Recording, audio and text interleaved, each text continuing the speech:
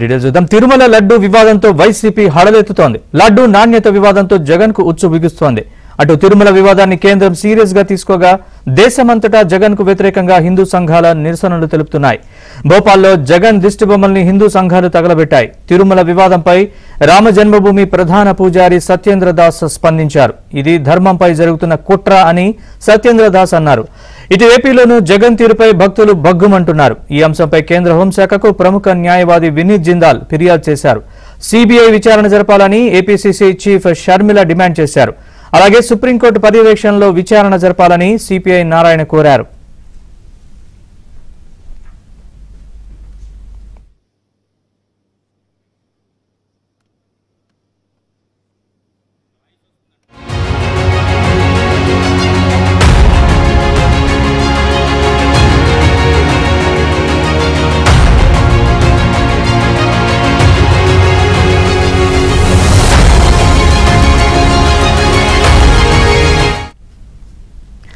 YCP ప్రభుత్వంలో తిరుపతి లడ్డు ప్రసాదాల్లో జంతువుల కొవ్వు ఉన్నట్లు ఎన్డీడీబీ కాఫ్ ల్యాబ్ నిర్ధారించిందన్నారు టీడీపీ అధికార ప్రతినిధి ఆనం వెంకటరమణారెడ్డి. 2024 జూలై 8న నెయ్యిని ల్యాబ్ కి పంపించగా జూలై 17న నివేదిక వచ్చిందన్నారు. ఆవు నెయ్యిలో పందు కొవ్వు వాడినట్లు నివేదికలో స్పష్టమైందన్నారు. కేంద్ర ప్రభుత్వం గుర్తింపు పొందిన ల్యాబ్ ద్వారా వైసీపీ బండారం బట్టబయలైందన్నారు.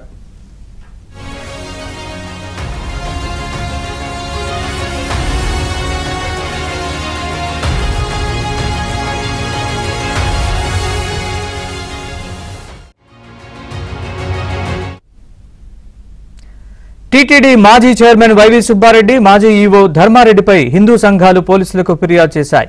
తిరుమల లడ్డూలో జంతువుల కొవ్వు ఉపయోగించడంపై గుంటూరు జిల్లా రండిపేట పోలీసులకు ఫిర్యాదు చేశారు. లడ్డూను అపవిత్రం చేసిన వారిపై కేసు నమోదు చేసి చర్యలు తీసుకోవాలని డిమాండ్ చేశారు. ఏపీ సీఎం చంద్రబాబు వ్యాఖ్యల్ని పరిగణలోకి తీసుకోవాలని విజ్ఞప్తి చేశారు. వైవి సుబ్బారెడ్డి, ధర్మారెడ్డిపై తక్షణమే చర్యలు తీసుకోవాలని హిందూ సంఘాలు డిమాండ్ చేశాయి. ఈ వ్యవహారం జగన్ కు తెలియకుండా జరిగి ఉండదన్న హిందూ సంఘాలు అభిప్రాయపడ్డాయి. శ్రీవారి ముందు జగన్ మోకాళ్లపై నిలబడి క్షమించాలని వేడుకోవాలని డిమాండ్ చేశాయి.